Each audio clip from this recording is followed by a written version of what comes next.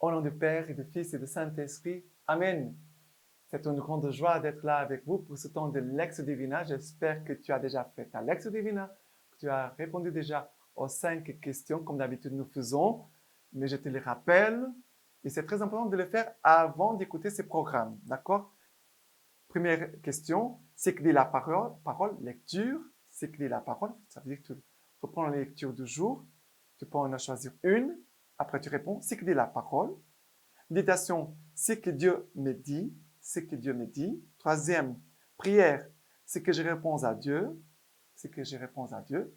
Quatrième, contemplation, la parole qui enflamme mon cœur. Voilà, la parole qui enflamme mon cœur, ça veut dire la parole, la phrase que je vais retenir par cœur. Résolution, comment je suis appelé à vivre la parole. Comment je suis appelé à vivre la parole. C'est la résolution, ça veut dire comment je vais le mettre en pratique, cette parole. OK? Maintenant, on va plonger dans la parole de Dieu. Aujourd'hui, nous célébrons Saint Michel, Saint Gabriel et Saint Raphaël, archanges. C'est le 29 septembre. Nous célébrons les 100 archanges, Michel, Gabriel et Raphaël. Et la première lecture d'aujourd'hui, c'est le prophète Daniel, chapitre 7, versets 9 à 10, 13 à 14. OK? Daniel 7, versets 9 à 10, 13 à 14. Alors, il est comme ça. Tandis que je contemplais, des trônes furent placés, et un ancien s'assit, son vêtement blanc comme la neige, les cheveux de sa tête purs comme la laine. Son trône était flamme de feu, aux roues de feu ardent, un fleuve de feu coulait, issu de devant lui. 1000 milliers de servaient, myriades de myriades debout devant lui. Les tribunaux étaient assis, les livres étaient ouverts. Je contemplais dans les visions de la nuit. Voici venant sur les nuées du ciel comme un fils d'homme. Il s'avança jusqu'à l'ancien et fut conduit en sa présence. À lui fut conféré l'empire, l'honneur et le royaume. Et tous les peuples, nations et langues le servaient. Son empire est un empire éternel qui ne passera point, et son royaume ne sera point détruit. Alors, ici, c'est Daniel qui nous parle de ses visions. Et ici, il nous donne une vision du ciel. Il parle des trônes, il parle de l'ancien, avec des vêtements blancs comme la neige, les cheveux comme la laine, un trône de feu, les roues de feu ardent, un fleuve de feu coulé de devant lui, et milliers, il dit 1000 milliers les servaient, myriades et myriades debout devant lui. Alors, il a toute cette vision du ciel, Dieu comme un ancien, un vieillard, habillé en blanc, aussi les cheveux blancs, aussi le feu, sont des signes de la divinité de Dieu. Le feu, c'est quelque chose de pur. Rien d'impur peut être dans le feu, parce que ça va se consumer. Le feu, c'est fort. Il va tout détruire, toute l'impureté. Ça veut dire que Dieu, il est pur. Dieu est pur. Et il y a aussi des anges, et c'est par des milliers, il les servait, myriades et myriades debout devant lui. Et qu'ils étaient là, en train de faire quoi? D'adorer. Qu'est-ce que les anges font devant Dieu? Ils glorifient Dieu, ils chantent les louanges de Dieu, ils adorent Dieu. Ils sont là en train de le servir, comme dit ici. Ils sont là devant le Seigneur. Et il y a aussi cette image de le Fils de l'homme. Ça veut dire que c'est cette image de Jésus qui va avancer. Le Fils de l'homme, c'est un terme qu'on trouve dans les prophètes, que ça concerne Jésus-Christ. Le Fils de l'homme, c'est Jésus. Que ça va avancer jusqu'à l'Ancien. Il fut conduit en sa présence. Et il dit ici que tous les peuples, nations, langues servaient. Ça veut dire que tous, avec ses anges, sont là en temps. Et son empire, c'est un empire éternel qui ne passera point. Voilà. Mais euh, le Seigneur aujourd'hui, il veut nous dire une chose très importante. Le Seigneur nous donne les archanges pour nous aider. Et à la fin, je vais vous lire la lecture patristique.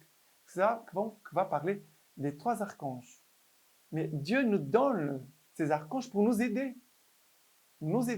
dans notre service envers Dieu, dans notre combat comme chrétiens et aussi dans notre guérison pour que nous puissions être au service du Seigneur.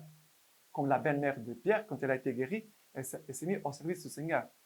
Alors, l'archange Gabriel pour l'annonce de la bonne nouvelle, Michel pour nous aider dans le combat spirituel, ça veut dire Gabriel pour l'évangélisation, Michel pour le combat spirituel parce qu'on doit faire reculer les ténèbres, le mal, on doit combattre le mal de chacun de nous. Il y a ces péchés que nous devons combattre.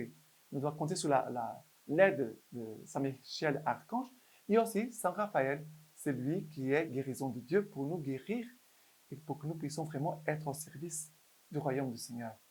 Ok? Voilà. Et les psaumes d'aujourd'hui, le psaume, c'est le psaume 138, 137, versets 1 à 5. Versets 1 à 5. Je te rends grâce, Seigneur, de tout mon cœur. Tu as entendu les paroles de ma bouche. Je te chante en présence des anges. Je me prosterne devant ton temple sacré. Je rends grâce à ton nom pour ton amour et ta vérité. Ta promesse a même surpassé ton renom. Le jour où j'ai crié, tu m'exauças.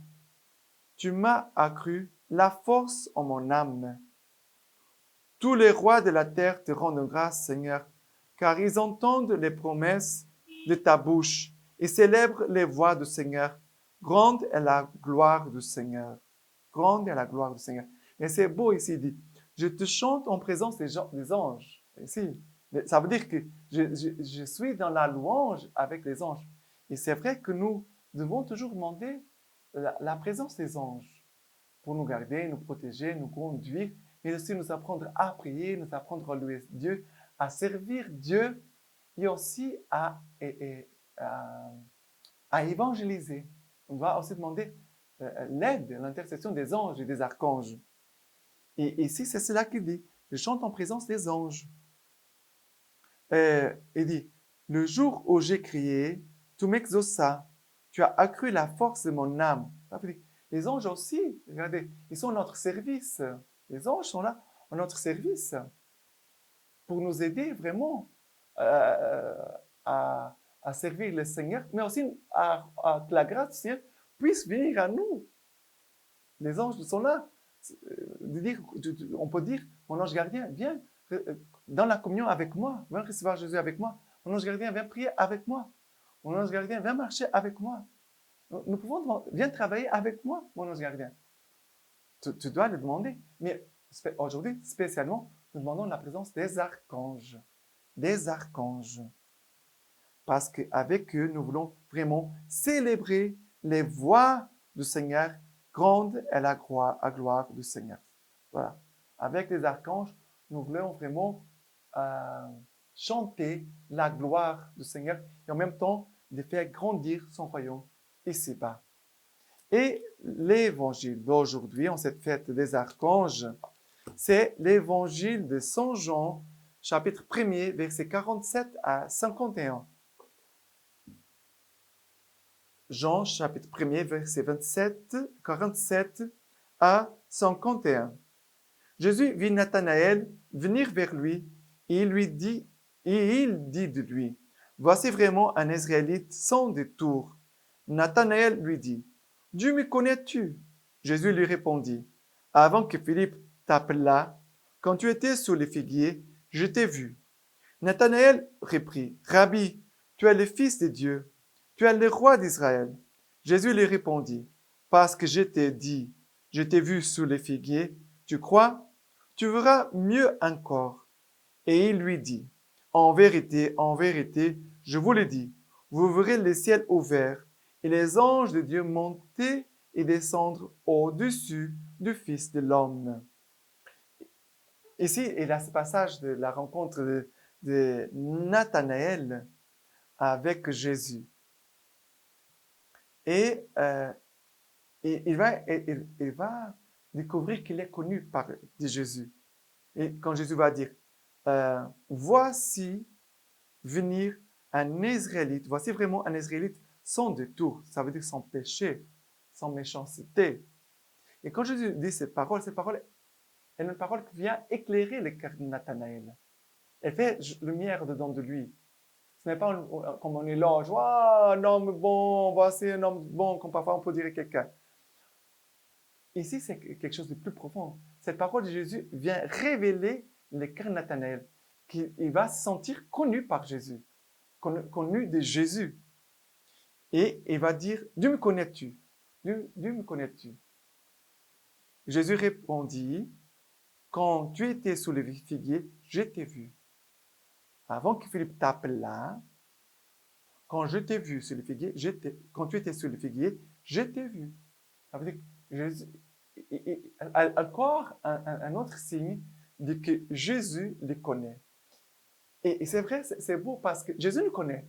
Et quand nous prenons la parole, en lisant la parole, parfois on va se dire, mais cette parole, on dirait qu'elle a été écrite pour moi. C'est beau, et on doit la signaler. On doit la marquer, cette parole. Quand on dit, mais cette parole, vraiment, c'est comme ce Dieu. Vous voyez mon âme.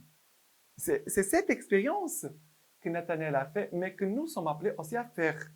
Et là, Jésus va dire, parce qu'il va dire, Rabbi, tu es le Fils de Dieu. Tu es le roi d'Israël. C'est vrai, le cœur a été touché et va professer sa foi. Mais Jésus va dire, en vérité, je vous l'ai dit, vous verrez, toi, Nathanaël, toi, tu vas voir les ciels ouverts et les anges de Dieu monter et descendre au-dessus du Fils de l'homme.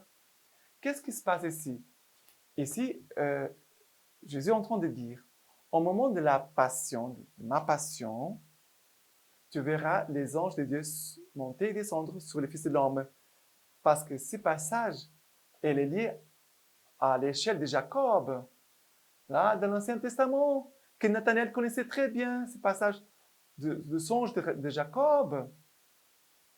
Et Jésus va dire ce passage de l'Ancien Testament, mais appliqué à sa personne. Et en disant, tu vas contempler les anges de Dieu venir et descendre sur moi. Bien sûr qu'ici, ça concerne le moment de la passion. Le moment de la passion. Et alors, Jésus, ici, il ouvre à Nathanaël une compréhension plus profonde des Écritures.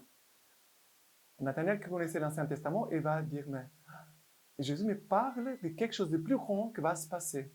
Il me parle de quelque chose de plus grand que lui ne savait pas. Nathanaël ne se rendait pas compte de ce qui allait passer au moment de la passion. Jésus n'avait pas encore parlé de sa passion.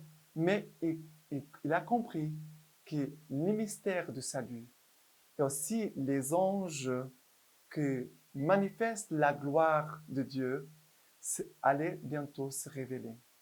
Les anges sont là pour manifester la gloire de Dieu. Le moment de la passion, c'est le moment de la glorification du Christ. Et pour finir, je voudrais vous lire ce texte de la lecture patristique d'aujourd'hui, livre de la... Pardon, ici. Les noms des anges, homélie de Saint Grégoire le Grand. Il dit comme ça, on appelle anges ceux qui portent le message moins important et archanges ceux qui annoncent les plus grands événements. C'est pourquoi l'archange Gabriel fut envoyé à la Vierge Marie et non pas un ange quelconque. Pour ce ministère, il s'imposait d'envoyer un ange du plus haut rang annoncer le plus haut de tous les événements. Michel veut dire qui est comme Dieu. Gabriel, force de Dieu. Raphaël, Dieu guérit. Je vais répéter. Michel veut dire qui est comme Dieu. Gabriel, force de Dieu. Raphaël, Dieu guérit. Chaque fois qu'il ait besoin d'un déploiement de force extraordinaire, c'est Michel qu'il est envoyé. Son action et son nom font comprendre que nul ne peut faire ce qu'il appartient à Dieu seul de faire. Après, À la Vierge Marie, c'est Gabriel qui est envoyé, dont le nom signifie force de Dieu.